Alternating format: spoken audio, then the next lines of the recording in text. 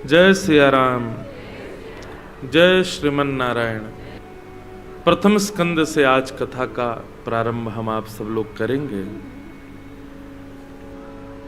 बहुत सावधानी से सब लोग श्रवण करें। ठाकुर जी की हम आप सब लोगों पर बहुत बड़ी कृपा है कि हम लोग कलयुग में जन्मे हैं। सतयुग, त्रेता, द्वापर और कलयुग, इन चारों युगों में जो योग्यता, जो श्रेष्ठता कलयुग को प्राप्त है, ऐसी योग्यता, श्रेष्ठता अन्य युगों को प्राप्त नहीं है। तो कलयुग में तो चार युगों में सबसे श्रेष्ठ है कलयुग। और उस कलयुग के श्रेष्ठता का कारण क्या है? यत् फलम नास्ति तपसा ना योगेन समाधिना तत्फलम लभते सम्यक कलौ केशव कीर्तनात्।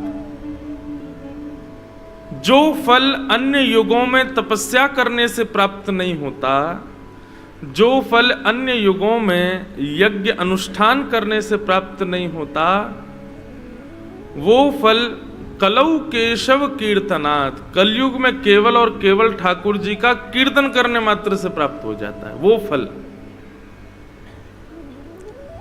कितनी बड़ी श्रेष्ठता, योग्यता है कलयुग की।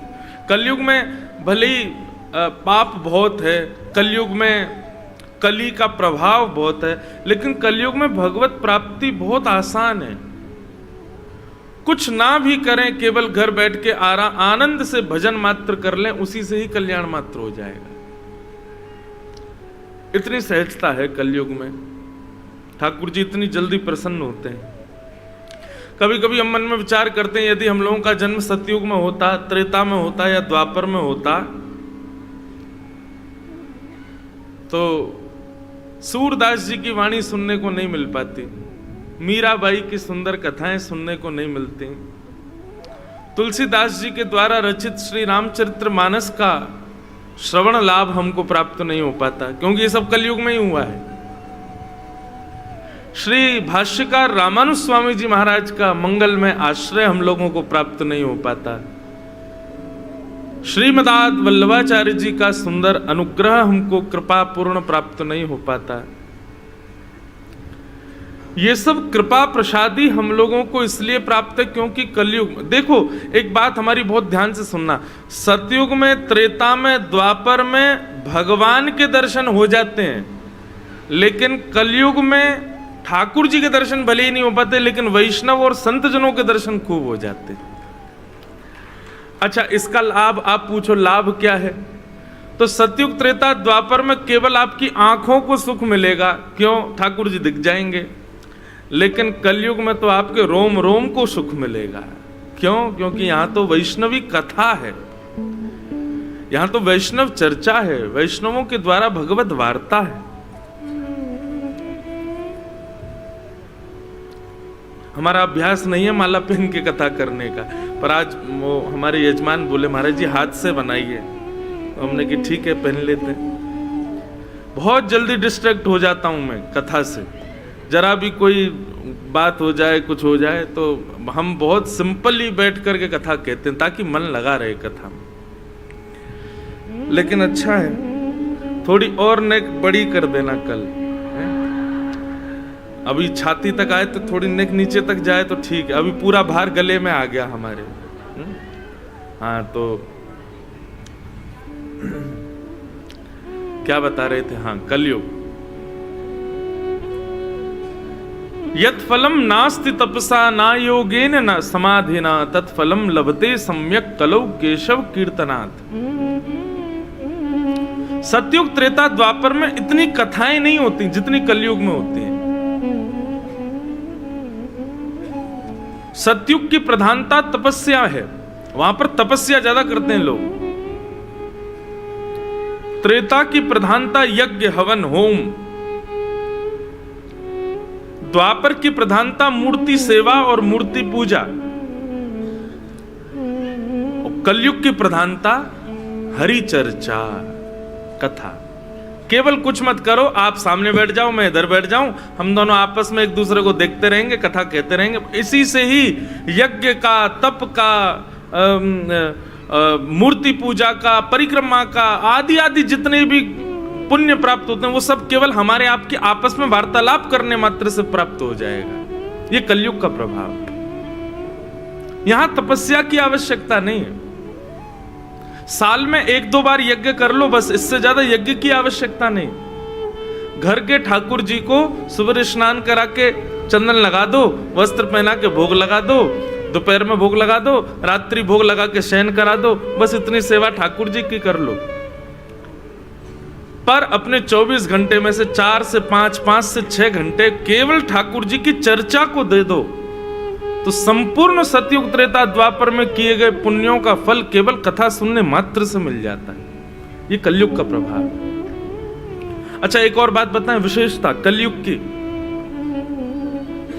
सतयुग में आपको यदि ठाकुर जी देखने हैं तो आपको कम से कम नहीं तो 50 वर्ष तो तपस्या करनी पड़ेगी। वहां उम्र भी बड़ी होती है, 1 लाख साल की उम्र होती है, तो 50 से 100 वर्ष आपको तपस्या करनी पड़ेगी, तब जाकर के ठाकुर जी आपके ध्यान में आएंगे।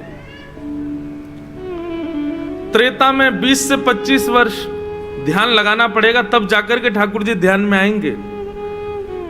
द्वापर में 5 से 10 वर्ष तक ध्यान करना पड़ेगा, तब जाके ठाकुर जी ध्यान में आएंगे। पर कलयुग में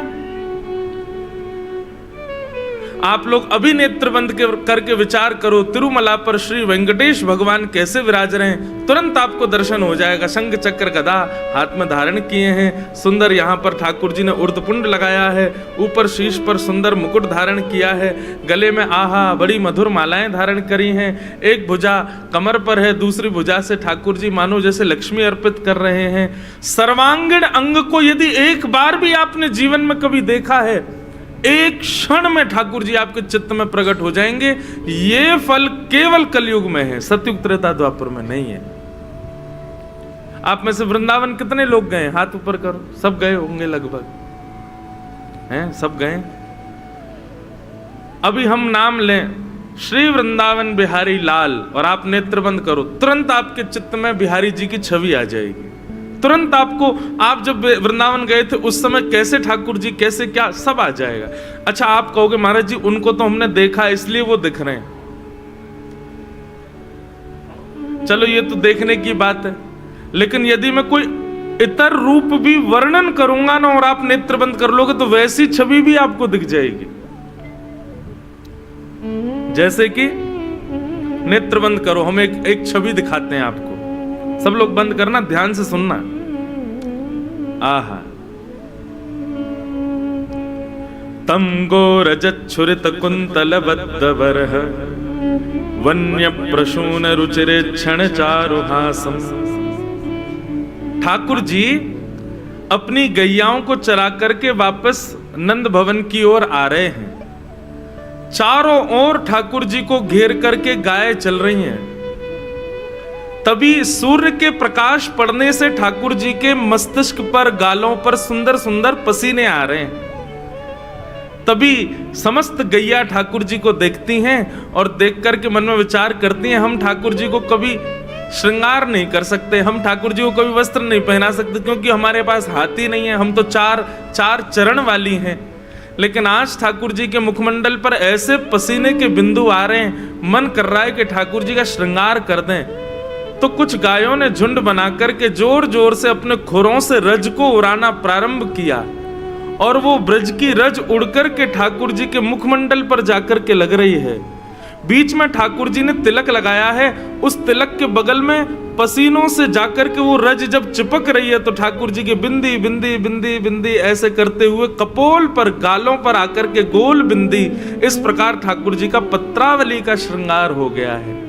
जहां जहां भी ठाकुर जी को पसीने आए हैं वहां वहां गौ रज जाकर के सुंदर आच्छादित होके एक सुंदर चित्रकारी ठाकुर जी के अंग प्रत्यंग पर बना रही है। ऐसे अद्भुत ठाकुर जी मधुरता से गैयाओं को अपने हृदय से लगाते हुए कभी उनके कान को खींचते हैं, कभी उनके गले से लटक जाते हैं, कभी उनके ऊपर लेट जाते हैं। इस प्रकार ठाकुर जी गौचारण करते नंद भवन की ओर आ रहे हैं। ऐसे श्री कृष्ण को हम बारंबार प्रणाम करते हैं। बताओ कितने लोगों को दिखे? सबको दिखे? एक दर्शन किया आपने ठाकुर जी का? ऐसे बीच में तो तिलक होता है, पर ऐसे बिंदी बिंदी बिंदी बिंदी बिंदी बिंदी बिंदी ऐसे घूम के आती है, फिर गालों पर ऐसे घूम के, इसको कहते हैं पत्रावली का श्रृंगार। काय का श्रृंगार? पत्रावली। ये पत्रावली का श्रृंगार यशोदा जी नहीं करती, श्री राधा रानी नहीं करती, सखियां नहीं करती। ये पत्रावली का श्रृंगार गौ माता करती है ठाकुर जी का।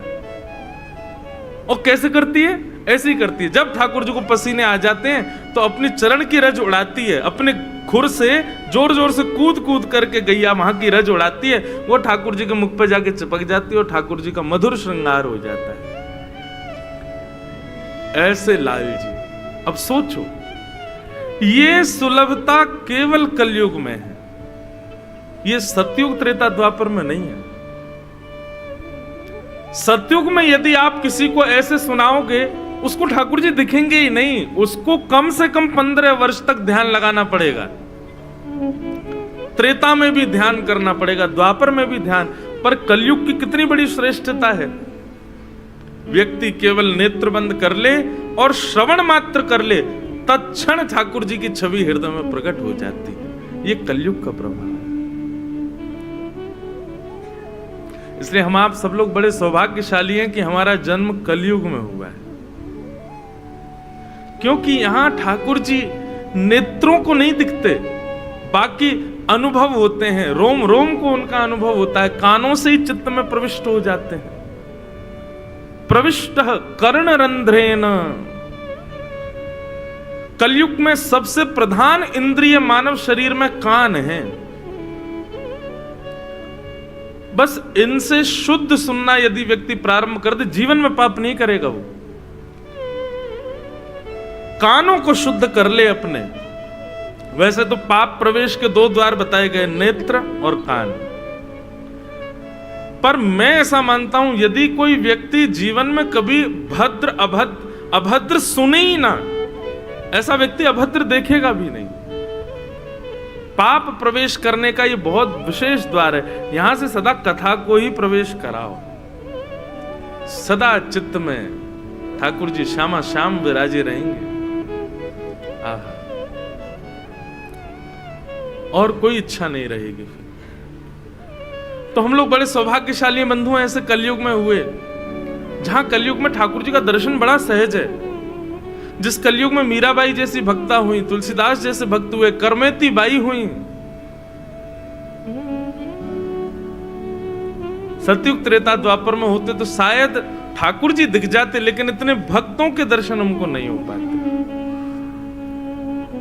इसलिए भैया बड़ा सौभाग्य है हमारा कि इस कलयुग का हम लोग सार्थक रूप से उपयोग कर रहे हैं, कि हम इस कलयुग में कथा सुन रहे हैं।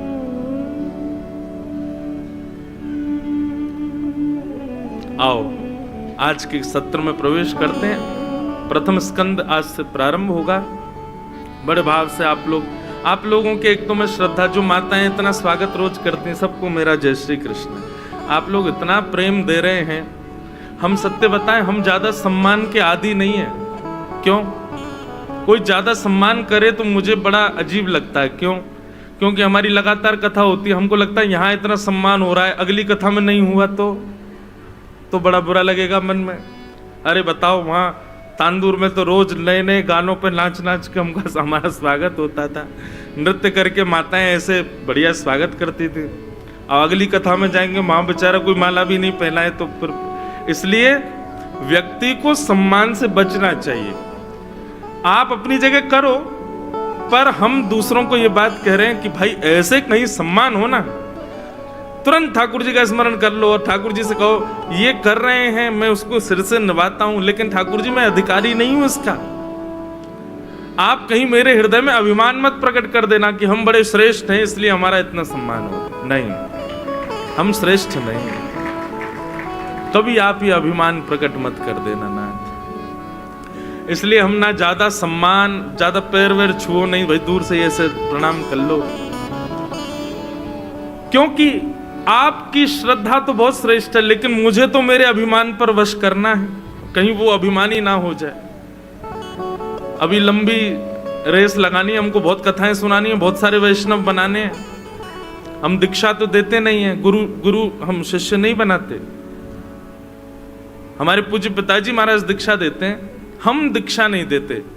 कोई कहे, अब आते हैं बहुत सारे बच्चे बहुत आते हैं कि हमको दीक्षा चाहिए, हमने की दिशा ले लो, दीक्षा हमारे पूज्य पिताजी दे देंगे। तो हमारी कथा ही हमारा सर्वस्व है, तो इसमें कहीं अभिमान ना आ जाए, इसलिए हम सम्मान से बचते हैं।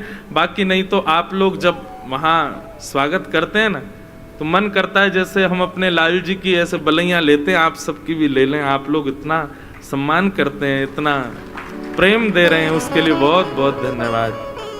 शारदा परिवार और उनके सब परिवार के जन, आप सब लोगों को श्रीमन नारायण खूब प्रसन्न रखें। आप लोग ऐसे प्रसन्न रहो। आइए चलो कथा में प्रवेश करते हैं। आज से प्रथम स्कंद प्रारंभ हो रहा है। अभी मंच पर माइक पर बता के गए आज भीष्म स्तुति होगी, जय होगी। हमारा कोई पता नहीं है हम कब कौन सा कहां प्रसंग बोल दें। मन आ गया तो पहुंच भी जाएगा प्रसंग, और मन में अगर कोई विस्तार हो गया तो कहो तो 4 घंटा एक ही श्लोक पे बोलते रह जाएं। इसलिए हमारा कोई निश्चित नहीं है हम कब कहां कैसे कब क्या बोल दें। मैंने कहा ना, मैं सोच के नहीं बोलता, आप सबका व्यवहार जैसा होगा वैसी कथा होती चली जाती है। तो इसलिए चलो आज के क्रम में प्रवेश करते हैं। श्रीमद् भागवत का पहला श्लोक, बंधुओं ये बहुत महत्वपूर्ण श्लोक है। 18,000 श्लोकों का सबसे मूल, सबसे पहला श्लोक है ये, और श्रीमद् भागवत का सबसे कठिन श्लोक भी यही है। हमारे संस्कृतज्ञ कहते हैं विद्यावताम भागवते परीक्षा। यदि कोई व्यक्ति बोले कि मैं विद्वान हूं, उसके सामने भागवत जी खोल दीजिए, उसकी सारी विद्वत्ता पता चल जाएगी कितना विद्वान है। भागवत का श्लोकों का अर्थ करना सामान्य बात नहीं है, ये भगवत कृपा, गुरु कृपा होती है तभी कर सकते हो आप। तो श्रीमद् भागवत का प्रथम श्लोक बहुत कठिन है। कठिन बोलने में कठिन नहीं है, अर्थ बहुत कठिन है इसका, समझाना और समझना दोनों। लेकिन हम प्रयास करेंगे कि आप लोग समझो, भाव से श्रवण करो। सब लोग चित्त में शंख चक्र गदा पद्मधारी श्रीमन नारायण भगवान का स्मरण करो और आओ भागवत जी में प्रवेश करते हैं। भागवत का प्रथम श्लोक बहुत ध्यान से सुनिए। संस्कृत में किसी भी शुभ वार्ता का प्रारंभ ज शब्द से नहीं किया जाता। क्यों? क्योंकि ज शब्द को दग्धाक्षर माना गया है। दग्धाक्षर मतलब व्यक्ति जब हृदय से बहुत दुखी होता है, द्रवित होता है, नेत्रों में आंसू होते हैं, व्यथित होता है, तब संस्कृतज्ञ ज शब्द का उच्चारण करता है अपने श्लोक में। बहुत ध्यान से सुनिएगा, बहुत अच्छा भाव शुरू हुआ है। पर श्रीमद् भागवत का प्रारंभ किस शब्द से हुआ? जन्माद्यस्य, ज शब्द से ही हुआ। इसका मतलब क्या है? भागवत के रचयिता श्री वेदव्यास जी महाराज, वो दग्धाक्ष, उनका हृदय दग्ध है, संदग्ध है, पीड़ित हैं वे। और किस लिए पीड़ित हैं? कलयुग में मेरे और आप सबके कल्याण के विचार से पीड़ित हैं कि इनका कल्याण कैसे होगा, ये लोग भगवत मार्ग के अनुगामी कैसे बनेंगे, इनको ठाकुर जी की प्राप्ति कैसे होगी, इस बात से पीड़ित हैं। श्रीमद् भागवत में गोपी गीत आता है, गोपियों ने गोपी गीत गाया। प्रारंभ कैसे हुआ? जयते तेधिकम, वहां पर भी ज शब्द है। भागवत में अनेक जगह देखा गया जहां पर भी बोलने वाला करुण भाव में है, वो ज से ही प्रारंभ करता है। हम लोग भी जब वृंदावन जाते हैं तो जय जय श्री राधे ज ही बोलते हैं। हम सब भी करुण हृदय से, हम सब भी पीड़ित हृदय में। तो ज शब्द का उपयोग द्रवित हृदय वाला करता है, ऐसा संस्कृत का मानना है। वेदव्यास जी ने जन्म शब्द से भागवत का प्रारंभ किया। अच्छा एक बात कहें, हम आप सब लोगों का प्रारंभ भी ज से ही है, जन्म से ही है। हम सबका भी जन्म ही हुआ है। इसका मतलब क्या है? ये संपूर्ण जीवन रोने के लिए ही है भैया। हंसोगे तो कभी कभी। संदिग्ध जीवन है। जन्म लेना कोई अच्छी बात नहीं होता। हाँ वो बात अलग है, परिवार के लोग आनंद मनाते हैं, खुशी मनाते हैं, उत्सव मनाते हैं, पर जन्म होना ये कोई अच्छी बात नहीं है। आपका जन्म हुआ, मेरा जन्म हुआ, इसका मतलब अभी हमारे प्रारब्ध बचे हैं, अभी हमारे पुण्य पाप बचे हैं, इसीलिए हम आए हैं दुनिया में। निवृत्त हो गए होते तो जन्म ही नहीं होता, निकल गए होते यहां से। तो जन्म शब्द से भागवत का प्रारंभ। हमारा प्रारंभ भी जन्म शब्द से होता है, परंतु हमारा अंत कहां होता है? मृत्यु।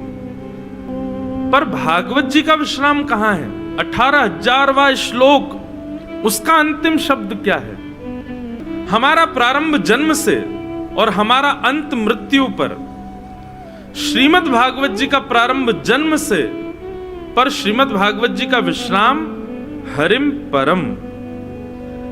यही संकेत मिल जाता है कि भैया मृत्यु पर विश्राम नहीं है आपका। भागवत जी आज्ञा कर रही है आपका विश्राम होना चाहिए हरि परमानंद के श्री चरणारविंदों में, मृत्यु पर विश्राम नहीं। ठाकुर जी जिस दिन साक्षात दर्शन दे दें, ठाकुर जी का जिस दिन साक्षात्कार हो जाए, वास्तव में उस दिन हमारा शरीर की इति हो जाएगी। फिर हम संसार के लिए रह ही नहीं पाएंगे, संसार के लायक नहीं रह पाएंगे। फिर श्रीमद् भागवत जी की आज्ञा यही है, जन्म परम। जन्म को परम बनाओ, जन्म को श्रेष्ठ बनाओ। और वो श्रेष्ठ कैसे बनेगा? जब हरि के चरणारविंदों की प्राप्ति होगी। बहुत ध्यान से, सावधानी से सुनिएगा बात को। पर क्यों ना हम उस मृत्यु को श्रेष्ठ बनाएं। और वो मृत्यु श्रेष्ठ कैसे होगी? आज से, अभी से संकल्पबद्ध हो जाओ, ठाकुर जी मुझे आप चाहिए।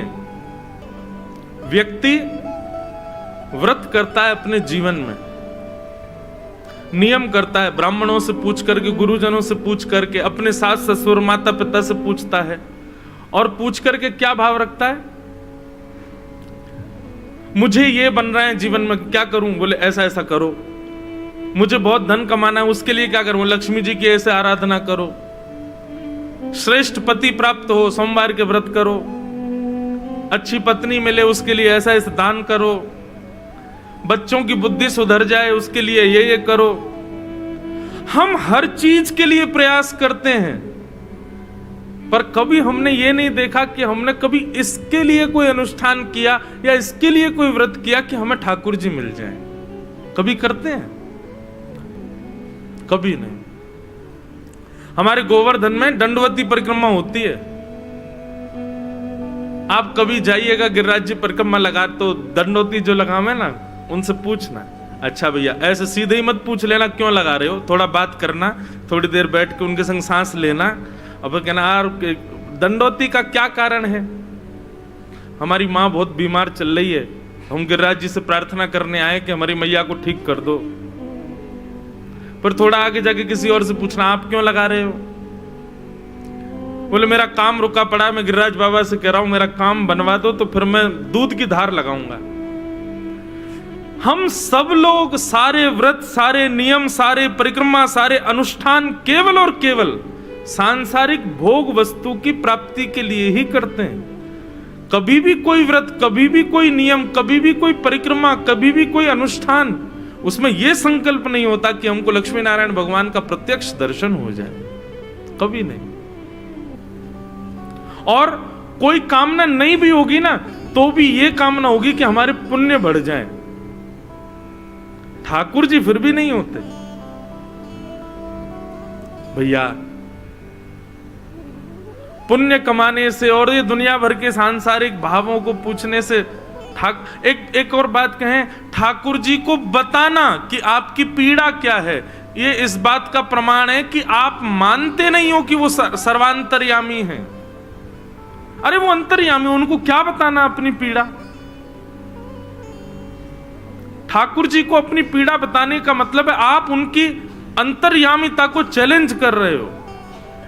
ठाकुर जी को सब पता है। हमें क्या जरूरत है कि अपने व्रत नियम अनुष्ठानों से हम उनको और पता लगवाएं कि भाई ये कष्ट है, आप ठीक करो। आज के बाद बंधु हमारी एक बात मान लेना, इस कथा से आप अब जो कुछ भी करो जीवन में, चाहे कोई धर्म अनुष्ठान हो, कोई व्रत हो, कोई परिक्रमा हो, कोई कुछ भी हो, हर क्रिया के पीछे, भले ही आपके घर में कोई बीमार चल रहा है, कोई कुछ खराबी चल रही है, धन की तंगी चल रही है, कुछ मत कहिए ठाकुर जी से। आप हर अनुष्ठान व्रत नियम के पीछे एक ही संकल्प लीजिए कि हमें अपने प्राण त्यागने से पहले ठाकुर जी का साक्षात दर्शन करना है। बस हे लक्ष्मी नारायण भगवान, आप हमको प्रत्यक्ष दिख जाओ और हमें कुछ नहीं चाहिए। एक बार करके देखिए। अच्छा सुनो, आप पूरे जीवन मत करना, पर आज 3 जनवरी हो गई, 31 दिसंबर तक कुछ भी करो तो यही करना। आप कोई भी व्रत नियम अनुष्ठान यज्ञ आदि करो तो हमारी कई बात ये मान करके ठाकुर जी को यही भाव से आप निवेदित करो। आज 3 है कि 4 है? 4 है ना? है 3 है, अभी 3 ही दिन हुए क्या? अच्छा आज दूसरा दिन है ना कथा का। हमारी लगातार चलती रहती है ना, तो हमको पता ही नहीं रहता कि कौन। हमको लगा परसों भी तो कथा करके आए थे यहाँ पे। हाँ तो दूसरा दिन है आज कथा का। तो बंधु 31 दिसंबर 2024 तक आप ठाकुर जी से कुछ नहीं मांगोगे, ठाकुर जी से ठाकुर जी को मांगोगे। चाहे आपके सोमवार के व्रत हो, चाहे आपकी एकादशी व्रत हो, चाहे आप गोवर्धन जाओ, चाहे तिरुपति जाओ, चाहे केश दान करके आओ, चाहे गोवर्धन परिक्रमा लगाओ, खाटू श्याम जाओ, सालासर बालाजी जाओ, मेहंदीपुर बालाजी जाओ, सुंदरकांड के पाठ कराओ, यज्ञ अनुष्ठान कराओ, हवन कराओ, कुछ भी करो। 1 वर्ष का नियम ले लीजिए, आप ठाकुर जी से संसार की कोई भी वस्तु नहीं मांगेंगे, चाहे कितनी भी पीड़ा आ जाए, आप ठाकुर जी को ही मांगो। आप 31 दिसंबर से पहले ही देख लेना, ठाकुर जी कोई ना कोई अनुग्रह तो निश्चित करेंगे, कोई ना कोई अनुग्रह। अरे आप सामान्य सी बात है, आप कहते हो कि महाराज जी हम आपसे प्रेम करते हैं। मैंने कहा अच्छा भैया बहुत बढ़िया बात, लेकिन आप जब फोन करते हो तब यूं ही कहते हो अकाउंट में 20,000 डलवा दो, महाराज जी मेरी गाड़ी खराब हो गई अपनी गाड़ी भेज दो, महाराज जी ऐसा हो गया जे करवा दो। मैंने यार तुम कहते हो प्रेम, हाँ प्रेम तो हम बहुत करते हैं, देखो रोज फोन करते हैं आपको, लेकिन फोन करके परेशान ही करते हो। ठाकुर जी को हम रोज फोन कर रहे हैं, लेकिन हर दिन फोन करके परेशान कर देते हैं। ठाकुर जी सुख संपत्ति घर आवे, कष्ट मिटे तन का, ओम जय जगदीश हरे। सारे अपने कष्ट, सारे अपने दुख दारिद्र सुना देते हैं हम ठाकुर जी को? नहीं। आप लोग कभी भी, अभी आप लोगों के तो पास ही है, ज्यादा दूर नहीं है। हम तो पहले, मेरा विचार था कि मैं 1 तारीख को पहले तिरुपति जाऊंगा, दर्शन करके फिर तांदूर आऊंगा, लेकिन हम कथा वृंदावन में थी इसलिए नहीं जा पाए। पर हमारी तरफ से आप लोग जब जाओ तिरुपति, अब की बार तिरुपति बालाजी का दर्शन करो ना, तो एक काम जरूर करना, जैसे ही तिरुपति बालाजी दिखें उनको देखते ही पूछना आप कैसे हो, आप कैसे हो नाथ। 24 घंटे आप खड़े रहते हो, ये द्वार खुले रहते हैं, इतने लाखों लोग आपका दर्शन करते हैं। मुझे नहीं लगता कि 1 लाख की भीड़ भी कोई ये पूछता होगा कि बालाजी आप कैसे हो, कोई नहीं पूछता। सब अपनी बताने जाते हैं, पूछने कोई नहीं जाता। सब अपनी सुनाने जाते हैं ठाकुर जी को। बंधुओं, जब हमसे कोई पूछ लेता है ना आप कैसे हो, कभी कभी नेत्रों में आंसू आ जाते हैं कि अरे बता इसने पूछ क्यों लिया यार, हम कैसे हैं, हम कितनी भागदौड़, कितनी मेहनत में, कितने परेशान, सोने की कोई सुध नहीं, इधर से उधर भागते रहते हैं, कोई पूछ ले आप कैसे हो, बहुत अच्छा लगता है।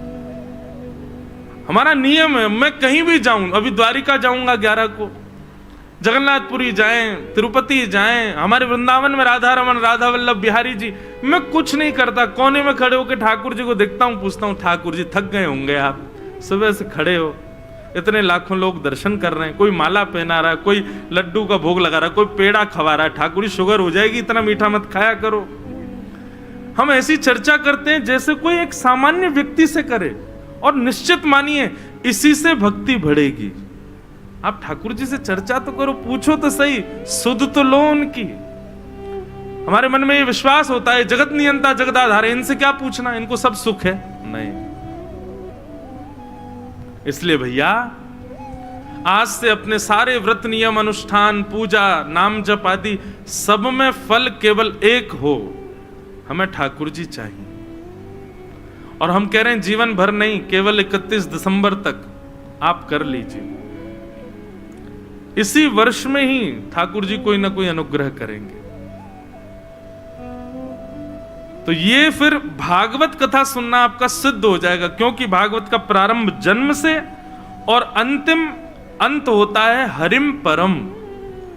हमारा भी अंत वही होना चाहिए, हरिम परम, हरि के चरणों में हमारा अंत हो। श्रीमद् भागवत का ये प्रथम श्लोक, इसके अनेक अर्थ हैं। एक अर्थ में संपूर्ण कृष्ण लीला है, तो हम पूरी कृष्ण लीला सुनाते हैं आपको।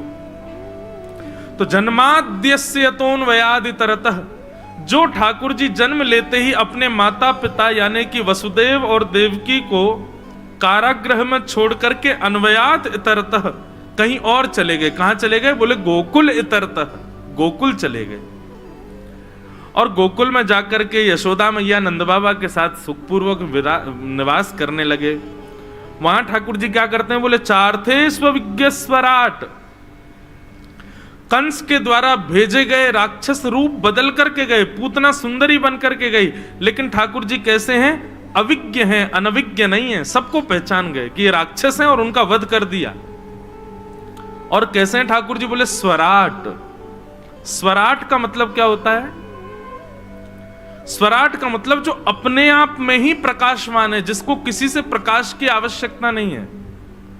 मैं, आप, हम सब लोग प्रकाशमान नहीं है। आप कहो किसी का रंग गोरा, किसी का काला, किसी का कैसा, ये हमारा प्रकाश नहीं है। यदि सूर्य चंद्र 2 दिन के लिए छुट्टी पर चले जाएं तो आप ना मुझे देख पाओगे ना मैं आपको देख पाऊंगा, हम सब अंतर ध्यान हो जाएंगे। हमारे नेत्रों में देखने की क्षमता भी इन्हीं के प्रकाश से है। कोई गोरा कोई काला, ये रंग ये भी इन्हीं के प्रकाश से ही है। ऐसे ही ठाकुर जी भी प्रकाशवान है। तो इस बात को यहां कैसे घटाएंगे कृष्ण लीला में? बोले गोपियां अंधेरे में मटके का छींका दुबकाए के धर दें, बोले लाला आएगो, लाला दिखेगो ही ना। पर लाला के हाथ में तो पद्मराग के कंगन हैं और ठाकुर जी स्वराट हैं, उनको अंधेरे से डर लगे। वो जैसे ही अंधेरे में जाए सो अंधेरे में वो प्रकाश है जाए, सोई ठाकुर जी दुबकी वही मटकी न धूड़ धूड़ के खा जाए। स्वराट जिन्होंने ब्रह्मा आदि देवताओं को भी अपनी लीला से आच्छादित कर लिया, अपनी ओर आकर्षित कर लिया। ब्रह्मा जी को एक बार ठाकुर जी पर संशय हुआ। चलो थोड़ी लीला सुनाते हैं ठाकुर जी की। एक बार ठाकुर जी अपने सब ग्वाल बालन के संग बनभोज कर रहे थे। क्या कर रहे थे? बनभोज। और बंधुओं, ठाकुर जी वन में जब भोजन करने के लिए जाते हैं तो बस भोजन की सामग्री ले जाते हैं, कोई थाली आदि ये सब लेके नहीं जाते ठाकुर जी। बोले थाली कैसे करें? बोले वट वृक्ष पर चढ़ के या ऐसे सुंदर वृक्षन के पत्ता तोड़ के ठाकुर जी उनकी पत्तल बनाते हैं। और पत्तल नहीं भी लेते तो भैया एक दूसरे के हाथ भी धर के खा। श्रीमद् भागवत में तो सुखदेव जी इतना सुंदर वर्णन करते हैं कि ठाकुर जी वनभोज करते कैसे हैं। अगर मुझे कोई चित्रकार मिल जाए ना अच्छा, तो मैं ऐसी ऐसी झांकी बनवाऊं ठाकुर जी की। अब देखो एक और रूप का दर्शन करो। विभ्रत वेणुम जठर पटयो शांग वेत्रे च कच्छे वामे पाणे मृषण कवलम तत्फलम लांगुलीषु तिष्ठन मध्ये सुपित श्रुहिग्रो। कैसे हैं ठाकुर जी? ठाकुर जी वन भोज कैसे करते हैं, दर्शन करो। बोले ठाकुर जी एक बाम में तो अपनी वंशी दबाते हैं और दूसरे बाम में गैयाओं को बुलाने वाली श्रृंगी दबाते हैं, गैयाओं को जिससे बुलाते हैं। तो दोनों बाम ठाकुर जी के ऐसे पैक हो जाती हैं और फिर वामे पाणे मृषण कवलम तत्फलम लांगुलीशु, हाथ के बीच में ठाकुर जी चटनी रखते हैं और फिर यहाँ उंगलियों के बीच में टेटी का अचार, यहाँ पे मिर्च का अचार, यहाँ पे आम का अचार और यहाँ पे नींबू का अचार, दुनिया भर के सारे अचार रख लेते हैं। और एक तरफ केवल रोटी को ऐसे रोल करके रोटी खाते हैं और फिर एक अचार चाट जाते हैं, फिर रोटी खाते हैं, फिर जीभ निकाल के चटनी चाट लेते हैं, फिर रोटी खाते हैं, फिर दूसरा अचार खा लेते हैं। और फिर इस बीच बीच में जो ग्वाल बाल अपने अपने घर की सामग्री खा रहे हैं उनसे कहते हैं जल्दी लेके मुंह को खवा, फिर उसके हाथ से भी खा जाते हैं। ऐसे ठाकुर जी ग्वाल बालों के साथ में वन भोज करते हैं, भागवत में वर्णन है। परंतु हमारे अष्ट सखाओं ने एक अद्भुत लीला का दर्शन किया, बहुत सुंदर पद है। आज दधी मीठो मदन गोपाल। आजकल के लोग बड़ा अभिमान करते महाराज जी हमारी मित्रता, हमारी जैसी फ्रेंडशिप नहीं होगी किसी की। बोले क्यों? बोले एक ही थाली में खाते हैं, थाली में एक में खा लोगे ले तो उसका हाथ चाट लोगे? नहीं चाटोगे। अच्छा एक बात कहें, जो लोग हाथ से भोजन करते हैं सबसे प्रिय पार्ट होता है जब हाथ से भोजन करते तो लगी हुई उंगली को खुद चाटना। तो भाई भोजन भले ही हमारा खा ले लेकिन ये उंगली तो किसी को नहीं चटवाते हम, अब ना किसी की चाटेंगे। अपना भोजन स्वयं भले ही हम एक ही थाली में कर लें लेकिन इतना प्रेम तो हमारा नहीं होता ना किसी से भी। लेकिन ठाकुर जी की प्रेम की पराकाष्ठा देखो। जे नहीं पायो सुनो मेरे भैया मेरी हथेली चाट। अब एक एक करके सखा आ रहे हैं और ठाकुर जी के हाथ में लगी भाई दही को चाट रहे हैं और इस दृश्य को देख करके ठाकुर जी बड़े प्रसन्न हो रहे हैं। वाह वाह वाह भैया, आनंद आ रहा है, गुदगुदी है रही है मुंह को तो। लेकिन इस दृश्य को जब ब्रह्मा जी ने देखा, ब्रह्मा जी बोले ये भगवान नहीं है, ये ईश्वर हो ही नहीं सकता। जगत नियंता जगदाधार त्रिभुवन नायक, वो इतने पवित्र इतने शुद्ध रहते हैं, उनको हर चीज इतनी शुद्धता से अर्पित की जाती है। यहां ग्वाल बालों से अपना हाथ छटवा रहे हैं, ये भगवान नहीं है, ये कोई बहलू पिया है, केवल थोड़ी बहुत शक्ति इसके अंदर आ गई है इसलिए हम सब देवताओं को पागल बना रहा है, भगवान होने का नाटक कर रहा हमारे आगे। सोचो जिनकी लीला पर ब्रह्मा का सिर घूम जाए तो हम तो मानव हैं। ब्रह्मा ने आकर के समय पाकर के भगवान के सब ग्वाल बालों का हरण कर लिया। ठाकुर जी यमुना में जल पी करके लौट के आए तो देखा सारे ग्वाल बालों का हरण हो गया। ठाकुर जी बोले ग्वाल बाल कहां चले गए? सब खूब ढूंढा, नहीं मिले तो नेत्र बंद करके जैसे ही देखा तो ब्रह्मलोक में बंदी बने हुए हैं सारे ग्वाल बाल। भगवान बोले क्यों? ये ब्रह्मा ने बंदी क्यों बनाया? ओ हमारी लीला पे संशय कर रहा है, इसको हमारी लीला से ये लगता है कि इतनी ओछी हरकत भगवान नहीं कर सकते। अरे ये ओछी हरकत नहीं है, ये प्रेम है, ये ब्रह्मा क्या जाने। हमारे वृंदावन में कहते हैं प्रेम को प्रमुख जेहि वृंदावन धाम, प्रेम ही ते पायो श्याम रसिया ने नाम, याय जाने कहां गवार। प्रेम की चर्चाओं को गवार नहीं समझ पाते। अच्छा गवार का मतलब क्या है? बहुत बुद्धि लगाते हैं ना, वो ऐसे लोग कभी प्रेम नहीं कर सकते। बहुत बुद्धि लगाने वाला व्यक्ति कभी प्रेम नहीं कर पाएगा। प्रेम तो वही कर सकता है जो भोला हो, जो सरल हो, जो सहज हो, जो बुद्धि ना लगाए। चतुर लोग प्यार करते हैं, प्रेम नहीं करते। प्रेम में चतुराई नहीं। और ये तो चतुरानन है, इनके तो 4 मुख हैं इसलिए इनका नाम चतुरानन है। ब्रह्मा जी बहुत चतुर हैं। सोचो हम लोग इतने चतुर हैं तो हमको बनाने वाला ब्रह्मा कितना चतुर होगा। ठाकुर जी बोले अरे ब्रह्मा तुझे हमारा प्रेम ओछी हरकत दिख रहा है? रुक जा अभी बताते हैं। जितने ग्वाल बालों का ब्रह्मा जी ने हरण किया सब ठाकुर जी ने अपने अंदर से प्रकट कर ली, और सारे ग्वाल बालों के संग फिर से ठाकुर जी नाचने गाने लगे, क्योंकि सब ग्वाल बाल ठाकुर जी बन गए। कुछ दिन बाद ब्रह्मा जी ने सोचा कि वो बहलूपिया कृष्ण क्या कर रहा है देखूं तो सही। नीचे आकर के देखा तो सारे ग्वाल बालों के संग वही लीला कर रहे हैं ठाकुर जी। ब्रह्मा जी बोले असंभव, ये नहीं हो सकता। एक जैसी दूसरी प्रकृति में ब्रह्मा भी नहीं बना सकता। मैं ग्वाल बालों को हरण करके ले गया, यहां कहां से आ गए? बोले ब्रह्मा नहीं बना सकता, लेकिन नारायण बना सकता है। एक जैसे दो।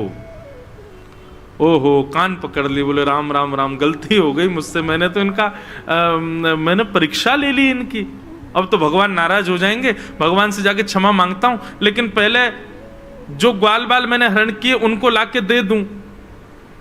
और ब्रह्मा जी वापस ब्रह्मलोक में गए ग्वाल बालों को लेने के लिए, लेकिन ब्रह्मा जी से पहले ठाकुर जी ब्रह्मलोक पहुंच गए, और ठाकुर जी ने ब्रह्मा जी का रूप धारण कर लिया। और ब्रह्मलोक में जाते समय द्वारपालों से कह दिया, सुनो आजकल बेलूपिया ब्रह्मा बहुत घूम रहे हैं, कोई और आए तो मार पीट के भगा देना उसको। और ठाकुर जी ब्रह्मा बन के भीतर चले गए। ब्रह्मा जी यहां टेंशन में थे कि ग्वाल बालों को ले जाऊं, क्षमा मांगूंगा। जैसे ब्रह्मलोक में जाने लगे द्वारपालों ने रोक दिया, ए कहां घुसे जा रहे हो भीतर, रुको यहीं पे। ब्रह्मा जी बोले, ए तुमको नौकरी से निकाल दूं मैं, जानते नहीं हो ब्रह्मा हूं मैं। द्वारपालों ने अपनी अपनी छड़ी उठा ली, बोले हमको आज्ञा है सीधे मारने की बिना पूछे, तेरे जैसे बहलूपिया बहुत डोलते हैं यहाँ पे, चल भाग यहां से, हमारे ब्रह्मा तो भीतर बैठे हैं। ब्रह्मा जी बोले ये हो क्या रहा है भैया, मुझे समझ नहीं आ रहा। ग्वाल बाल ब्रह्मलोक में थे, वो नीचे कहां से पहुंच गए, और मैं नीचे था, ये ब्रह्मा ऊपर कहां से आ गया। समझ गया कि नारायण कोपित हो गए। स्वीकार कर लिया मैं नकली ब्रह्मा हूं, ये सब नकली मुंह है मेरे, मैं ही नकली हूं, वही असली हैं जो अंदर बैठे। एक बार मुझे उनका दर्शन करा दो। ब्रह्मा जी को ब्रह्मलोक में भीतर लेकर के गए तो ब्रह्मलोक में ब्रह्मा जी के सिंहासन पर बैठे नारायण भगवान सबको तो ब्रह्मा के रूप में दिख रहे थे, पर ब्रह्मा को शंख चक्र गदा पद्मधारी श्रीमन नारायण के रूप में दिख रहे थे।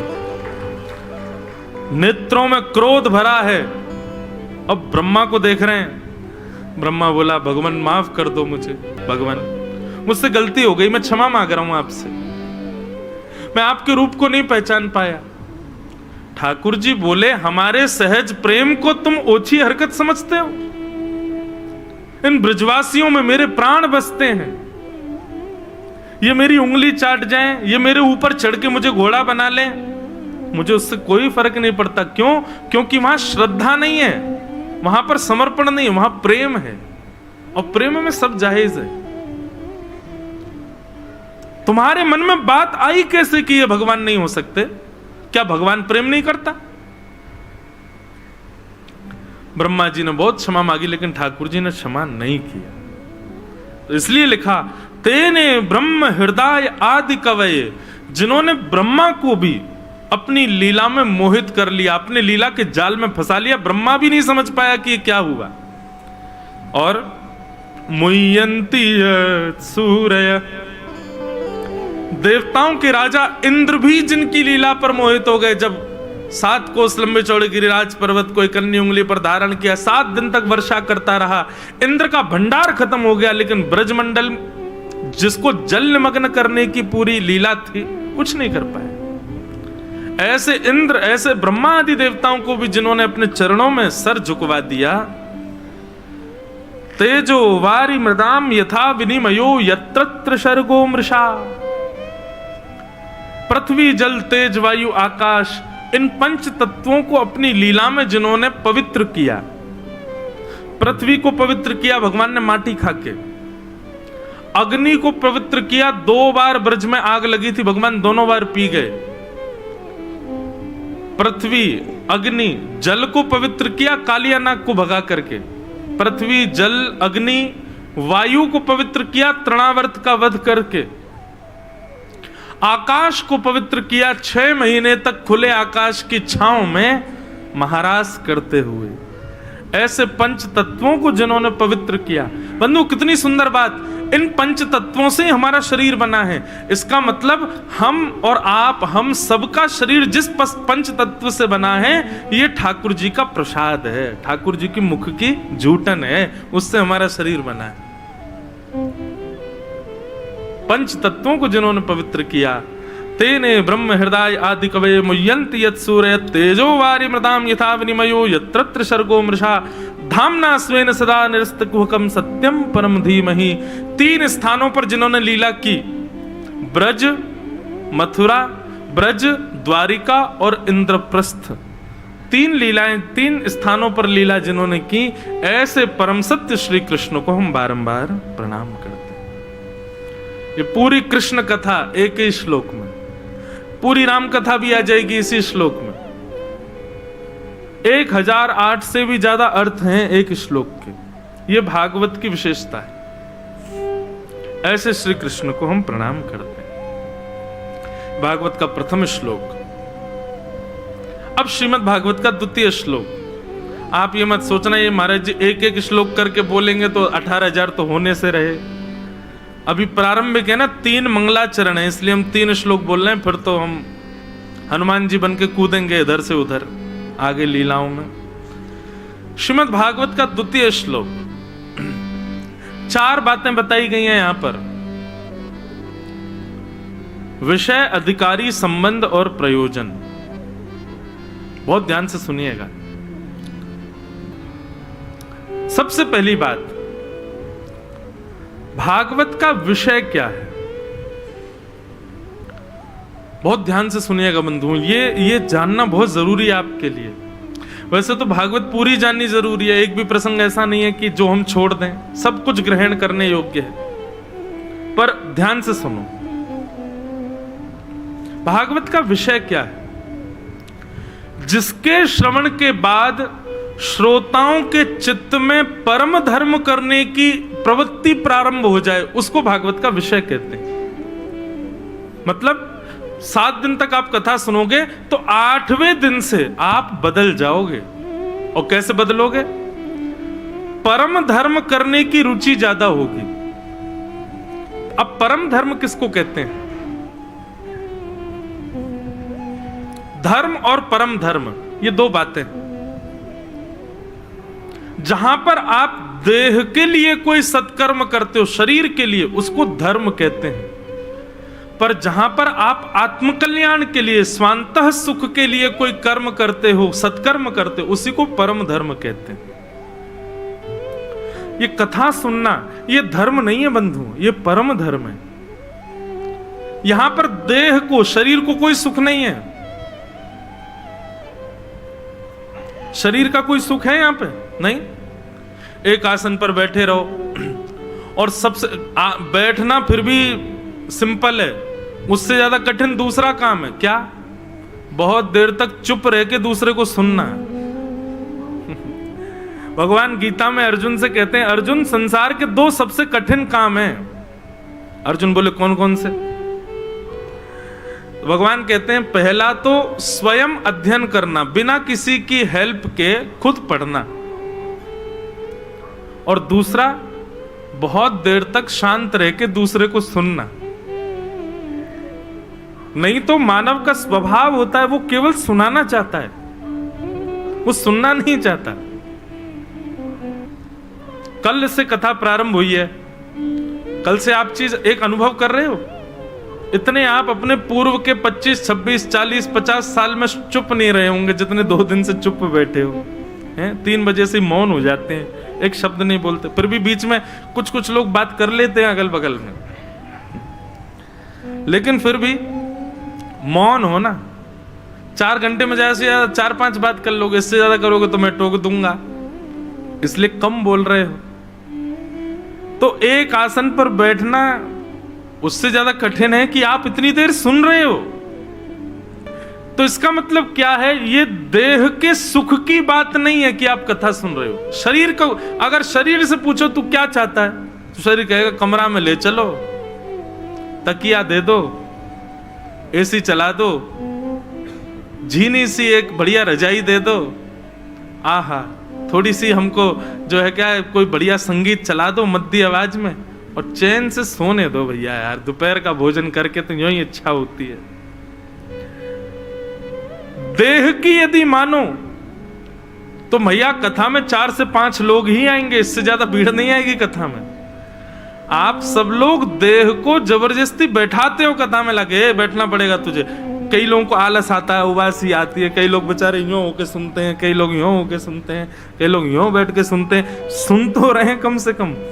देह की स्थिति नहीं है कथा में बैठने की। इसका मतलब ये कथा सुनना ये धर्म नहीं है, ये परम धर्म है, क्योंकि आप देह से नहीं आत्मा से यहां बैठे हो। आपका चित्त आपको यहां बैठा रहा है। ऐसे चित्त जहां पर ले जाए, ऐसी क्रियाओं को करने की प्रवृत्ति बहुत बढ़ जाए तो समझना कथा आपने सुनी है। यही भागवत का विषय है।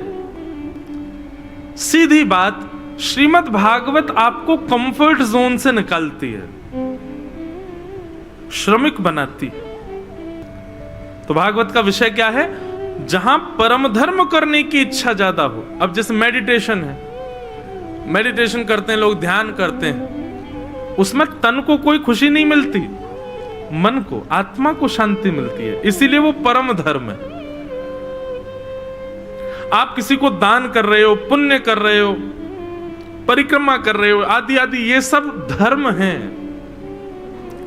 पर जहां पर चित्त की निवृत्ति की क्रिया होती है उसको परम धर्म कहते हैं। तो कथा का विषय क्या है? श्रोताओं के चित्त में परम धर्म ज्यादा करें, ऐसी स्थिति बने, उसको श्रीमद् भागवत का विषय कहते हैं। तो भागवत का विषय। दूसरी बात, भागवत का अधिकारी कौन है? श्रीमद् भागवत सुनने और कहने का अधिकार किसको है? आप कहोगे सब आ रहे हैं महाराज जी कथा में, तो कथा में आ सब रहे हैं, पर समझ सब नहीं रहे। समझ कुछ ही लोग रहे हैं। मान लीजिए 1000 लोग बैठे हैं, तो निश्चित है समझ में केवल 25 से 30 लोगों को ही आ रही है, बाकी के लोग तो बस बैठे हैं, मुस्कुरा रहे हैं। वास्तविक में भागवत का अधिकारी कौन है? बोले निर्मत्सराणाम सताम। और एक बात कहें, अगर हजारों को समझ आ रही है तो ये बहुत बड़ी कृपा है ठाकुर जी की। ये समझ लेना, फिर कथा पंडाल में स्वयं श्रीमन नारायण ही व्यवस्था प्रमुख बन के बैठे, इसीलिए सबको समझ आ रही है। नहीं तो कथा समझ में सबको नहीं आती। वास्तविक में अधिकारी कौन कथा का? बोले जिसके हृदय में मात्सर्य दोष नहीं है। मात्सर्य दोष आज की डेट में सबसे ज्यादा है और सबके अंदर है। मात्सर्य दोष का मतलब होता है दूसरे से ईर्ष्या, किसी के सुख से दुखी होना, किसी के दुख से पीड़ित होना। ऐसी स्थिति जिसकी है, ना तो वो मंच पर बैठ के अपनी कथा सुना पाएगा और ना ही ऐसा श्रोता कथा सुन पाएगा। और मान लीजिए कोई मात्सर्य दोष से युक्त व्यक्ति व्यास मंच पर बैठ जाए और मात्सर्य दोष से युक्त व्यक्ति कथा पंडाल में श्रोता बन के बैठ जाए, फिर क्या होगा? बोले वक्ता यदि मात्सर्य होगा तो अपनी कथा समझा नहीं पाएगा, और श्रोता यदि मात्सर्य होगा तो कथा समझ नहीं पाएगा, समझ में नहीं आएगी उसको। इसलिए भागवत का अधिकारी कौन? बोले निर्मत्सराणाम सताम। हम तो कथा में कहते हैं भैया 7वां दिन जिस दिन हो, कथा विश्राम हो, उस दिन के बाद एक काम करना, जिससे आपको आज तक ईर्ष्या थी उससे मिलने जाना जरूर। मिलने ना भी जाओ तो उसको देखने जाना। यदि उसको देखते ही थोड़ा पहले जितना बुरा ना लगे, थोड़ा अच्छा सा लगे कि नहीं ठीक है यार, ये भी अच्छा ही है आदमी, तो समझो कि हाँ, आप कथा ने आपके ऊपर प्रभाव किया है। कोई भी गुणहीन ना दिखे, सब में गुण दिखे, ऐसी स्थिति हो तब कथा समझ में आ सकती है। निर्मत्सराणाम सताम। श्रीमद् भागवत की तीसरी बात है संबंध। विषय, अधिकारी और अब संबंध। श्रीमद् भागवत आपका किससे संबंध कराएगी? बद्धों, भागवत की कथा केवल और केवल श्री कृष्ण को आपका बना सकती है और किसी को आपका नहीं बनाएंगे। हम तो हाथ जोड़ के प्रार्थना करते हैं कि भागवत जी से और कुछ मांगना भी मत कभी, ठाकुर जी को ही मांगो, क्योंकि यही प्रदान कर सकती हैं, इसके अतिरिक्त और कुछ नहीं मिलेगा आपको। मीराबाई, उनके चरित्र में आता है कि श्री मीराबाई अपनी मां के साथ कथा सुनने जाती थी, कभी कभी सत्संग में जाती थी, कथाएं सुनती थी। भक्ति तो थोड़ी थोड़ी थी मन में, ठाकुर जी की सेवा भी करती थी, लेकिन ऐसी कोई निष्काम प्रेम भक्ति और प्रगाढ़ प्रेम भक्ति उनके हृदय में नहीं थी। एक दिन क्या हुआ, बोले एक ढोल नगाड़े बजते हुए घोड़ा पर बैठ करके एक दुल्हा और सब नाचते गाते हुए जा रहे थे। मीराबाई ने अपने भवन की अटारी पर से देखा और अपनी मां से पूछा, मां जी क्या हो रहा है? बोले बारात जा रही है। बोले बारात क्या होता है? बोले एक कन्या की जब उम्र हो जाती है तो उसका बींद, उसका पति घोड़ा पर बैठ करके और उसके ससुराल के सब नाचते गाते हुए आते हैं और ब्याह करके फिर कन्या को अपने संग ले जाते हैं। मीराबाई बोली, मेरा भी होगा एक दिन ब्याह। बोले हाँ बेटा, एक दिन तेरा भी होगा। तो बोले मेरा बींद कौन है, मेरा पति कौन है, मेरा किससे ब्याह होगा, मेरे लिए कौन आएगा घोड़ी पे बैठ के? अब छोटी सी मीराबाई, मां ने कहा कि अरे पगली थोड़ी बड़ी तो हो जा, अभी समय है बहुत। मीराबाई बोली नहीं नहीं, अभी बताओ, अभी बताओ, अभी बताओ, मेरा ब्याह कब होगा, मेरा बींद कब आएगा? रोने लगी महाराज। मां बोली अरे ऐसी जिद कर रही है। सोचा कि अब इससे कैसे छुटकारा पाऊं, तो बोली अरे देख वो रहे तेरे बींद। बोले कहां है? बोले वो सिंहासन पर बैठे जो हैं वही है तेरे बींद। मीराबाई बोली वो तो मेरे गिरधर गोपाल है। बोले वही तो तेरे बींद हैं, वही आएंगे घोड़ी पर बैठ करके, वही तुझसे ब्याह करेंगे। ऐसा कहकर के मीरा तो शांत हो गई, मां चली गई छुटकारा पाके, लेकिन मीरा के हृदय में एक भक्ति का प्रेम बीजारोपण हो गया।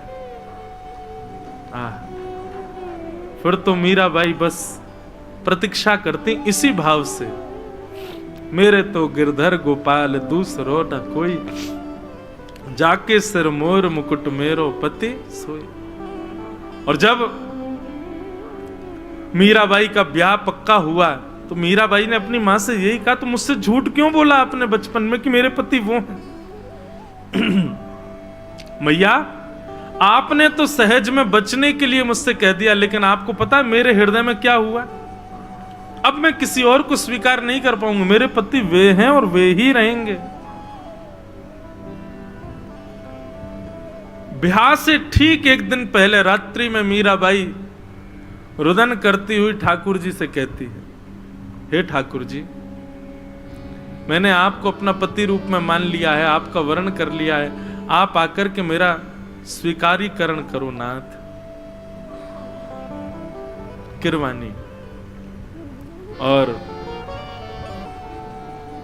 ठाकुर जी को याद करते हुए मीराबाई स्मरण करते करते सो गए।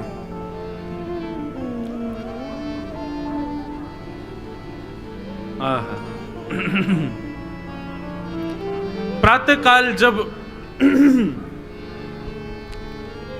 मां आई मीराबाई की, क्या देखा? अचेत अवस्था में मीराबाई अपने बिस्तर पर पड़ी हैं।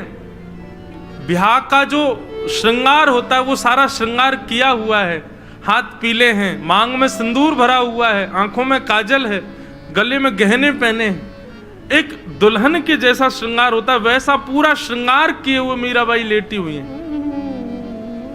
तब मां ने जैसे तैसे उठाया, उठा करके कहा, अरे मीरा ये पोशाक कहां से लेके आई, ये श्रृंगार तेरा किसने किया, ये मांग में सिंदूर किसने भरा, ये क्या करती रहती है तू, किसने किया ये सब? तब मीराबाई अपनी मां को बताती है, मां सपनानु वर्णा दीनानाथ, मां मेरा ब्याह हो गया कल रात्रि में, कल रात्रि में मेरा ब्याह हुआ। बोले कब हुआ? बोले स्वप्न में हुआ। बोले अरे बाबड़ी ऐसी बात बनाती रहती है। बोले तो देखो ना, ये पोशाक आपने नहीं बनवाई, ये पोशाक उनके यहाँ से भी नहीं आई, ये ठाकुर जी के यहाँ से आई थी, द्वारिका से आई थी ये पोशाक। ये गहने सारे आपने नहीं बनवाए, लड़के वालों की तरफ से नहीं आए, ये द्वारिकाधीश ने भेजे थे, देखो इनकी पहचान करो। मां कहने लगी ऐसी बात बनाती रहती है, किसी ने देखा कि तेरा ब्याह हुआ? बोले अरे मां, आज का ब्याह तो 100-200 लोग देखेंगे, लेकिन कल रात्रि जो मेरा ब्याह हुआ ना, 56 कोटा जना पधारया, 56 करोड़ बराती आए थे मेरे ब्याह में, और दुल्हो श्री ब्रजनाथ, ब्रजनाथ मेरे दुल्हा बन करके आए थे, मुझसे ब्याह किया था। सारी स्थिति अपनी बताने लगे। बड़ा अद्भुत है बंधुओं मीराबाई का चरित्र। श्रीमद् भागवत केवल कृष्ण को आपका कर सकती हैं, इससे अतिरिक्त कोई और कामना मत रखिएगा भागवत जी से। कई लोग अपनी गृह शांति के लिए कथा कराते हैं, कई लोग जो पॉलिटिशियन होते हैं वो इलेक्शन के लिए कथा कराते हैं, कई लोग अपने पितरों की मुक्ति के लिए कथा कराते हैं, कई लोग अपने व्यापार की वृद्धि के लिए कथा कराते हैं।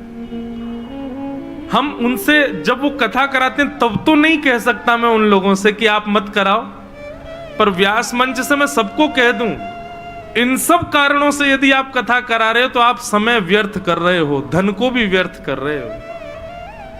श्रीमद् भागवत की कथा यश के लिए, नाम के लिए, प्रतिष्ठा के लिए, पुत्रों के लिए आदि आदि ठीक है अपने स्थान पर मुख्य उद्देश्य तो कृष्ण प्राप्ति करम शाश्वत, कृष्ण की प्राप्ति के लिए करानी चाहिए।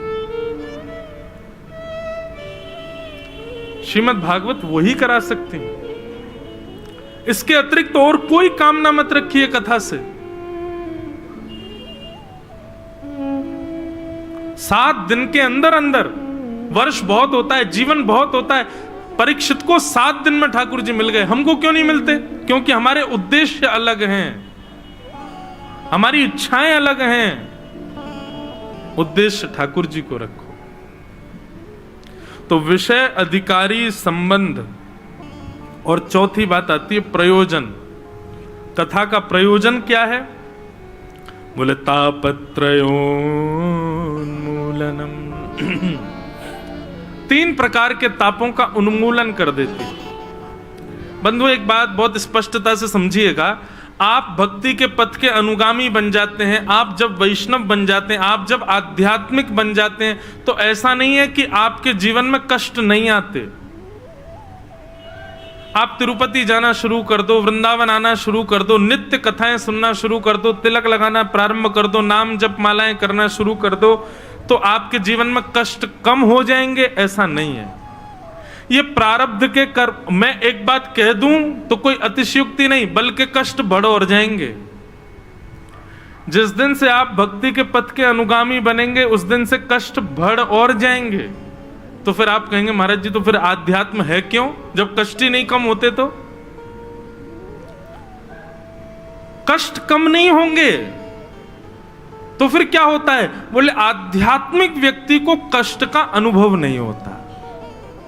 कष्ट तो आते हैं पर उसको पता नहीं चलता। सांसारिक व्यक्ति को हर कष्ट की अनुभूति होती है, हर कष्ट पता चलता है, हर कष्ट बुद्धि को लगता है। वो दिन रात टेंशन में बैठा रहेगा, चिंता में बैठा रहेगा, क्यों हो गया, क्या करूं, अब क्या करूं। लेकिन वही व्यक्ति जब आध्यात्मिक हो जाएगा ना तो कष्ट तो आएगा, वो क्या करेगा? मुस्कुराएगा, कोई बात नहीं, इसको भी देख लेंगे, सहेंगे, ठाकुर जी सब मंगल करेंगे, लक्ष्मी नारायण भगवान सब कृपा करेंगे, कोई टेंशन की बात नहीं। कष्ट तो वैसे ही आएंगे जैसे आप सामान्य थे तब जैसे कष्ट थे, आध्यात्मिक होने के बाद भी वैसे ही आएंगे। पर आध्यात्मिक होने के बाद स्थिति क्या हो जाएगी? कष्ट का प्रभाव उतना आपके ऊपर नहीं होगा जितना पहला होता था। आप किसी का भी चरित्र उठा लीजिए, ध्रुव का चरित्र देख लें, प्रहलाद का चरित्र देख लें, मीराबाई, इनका चरित्र देख लो, आपके दक्षिण के कई पूज्य श्री हमारे भाष्यकार रामानुज स्वामी जी महाराज का, श्री यामुनाचार्य जी का चरित्र देख लो। श्री गोदाम्बा जी का चरित्र सुन लो।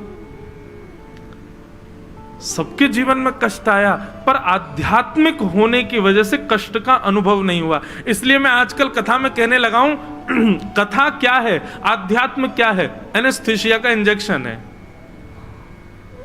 जैसे डॉक्टर ऑपरेशन तो करेगा, काटेगा, रक्त भी निकलेगा, लेकिन पीड़ा नहीं होगी।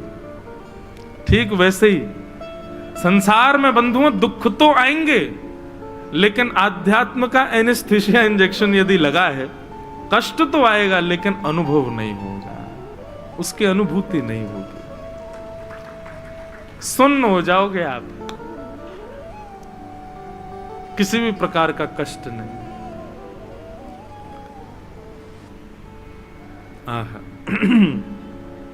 तो तापत्रयोन्मूलनम, तीनों प्रकारों के तापों का जो उन्मूलन करते, ऐसी श्रीमद् भागवत की कथा है, उसको हम बारंबार प्रणाम करते हैं। श्रीमद् भागवत का तृतीय श्लोक, वेद रूपी कल्प वृक्ष का पका हुआ फल है श्रीमद् भागवत की कथा। और ऐसी कथा के लिए यहां पर एक बहुत अच्छी बात है, यहां पर यह नहीं कहा कि भागवत की कथा सुननी चाहिए, तो क्या लिखा है? बोले पिबत भागवतम रसमालयम। यहां पर शब्द लिखा है कि भागवत की कथा जब सुनने जाओ तो वहां बैठकर सुनो नहीं, उसको पियो। पियो। कथा कैसे पी जा सकती है? पीने का संबोधन इस रूप में किया गया है जैसे पीने वाली वस्तु तुरंत असर करती है। दवाई ले लो, तुरंत असर होगा। मदिरा कोई पी ले, तुरंत असर हो जाएगा। धतूरा कोई खा ले, भांग कोई पी ले, तुरंत असर होगा। ऐसे ही कथा को इस भांति सुनो कि सुनते ही असर होने लग जाए। लेकिन क्षमा करें, जैसे आप 2 तारीख को थे वैसे ही आप 8 तारीख को रहे, आपने कथा नहीं सुनी है। कथा का प्रभाव जीवन में नहीं हुआ। कथा का प्रभाव तो तब जानो कि कथा सुनते सुनते सुनते सुनते आप में परिवर्तन आने लग जाए। अभी वृंदावन की घटना है, वृंदावन में कथा चल रही थी, तो पहले या दूसरे दिन की बात है, एक माता जी बैठ के, ऑडिटोरियम था तो वहां ऐसे श्रोता तो ऊपर बैठते थे, मैं नीचे, एक माता जी कथा सुन रही थी। तो एक पद है, गोवर्धनवासी सांवरे तुम बिन रहो न जाए। इस पद को मैं गा रहा था। हे गोवर्धननाथ, हे गोवर्धनवासी सांवरे तुम बिन रहो न जाए। दर्शन को नैना तपे, वचन सुनन को कान, मिलवे को हियरा तपे, हिय के जीवन प्राण। ये पंक्ति मैंने जैसे ही गाई, वो माता जी जब से कथा शुरू हुई तब से रो ही रही थी, और रोते रोते रोते रोते स्थिति हुई कि जब ये पद मैंने गाया तो उनको माइनर अटैक पड़ गया वहीं कथा में, और तब भी वो बैठी रही, सुनती रही, पसीना पसीना हो गई, जो भी उनकी स्थिति हुई।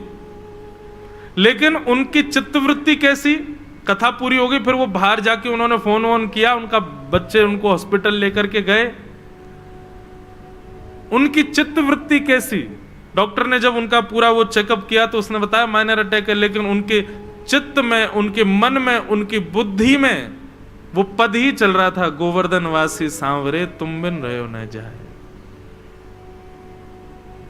अब कहने को तो सांसारिक लोगों के रूप में तो वो अटैक है, लेकिन उसका असर नहीं हो रहा था उन पर, क्योंकि चित्त वृत्ति में ठाकुर जी बैठे थे। और जब थोड़ा होश आया तो उनको दिल्ली रेफर किया जा रहा था, तो तब उनसे पूछा आप ठीक हो? तो उन्होंने क्या कहा, बोले एक बार मुझे कथा में 5 मिनट के लिए ले चलो, मैं वहां भागवत जी को प्रणाम करके फिर मुझे दिल्ली हॉस्पिटल ले चलना। अब पढ़े लिखे लोग तो इसमें ये कहेंगे महाराज जी किसी को अटैक पड़ रहा है और आप उसमें कह रहे हो कि ऐसा असर होना चाहिए। ऐसा असर हो ये नहीं कह रहा हूं मैं, पर पिबत भागवतम, जब भागवत को पियोगे तब स्थिति ऐसी हो जाएगी कि भयावह पीड़ा भी जीवन में आ रही होगी तो भी अनुभव नहीं होगा। कथा लगनी चाहिए, आपके व्यवहार में दिखनी चाहिए कि हाँ कथा सुन रहे हैं।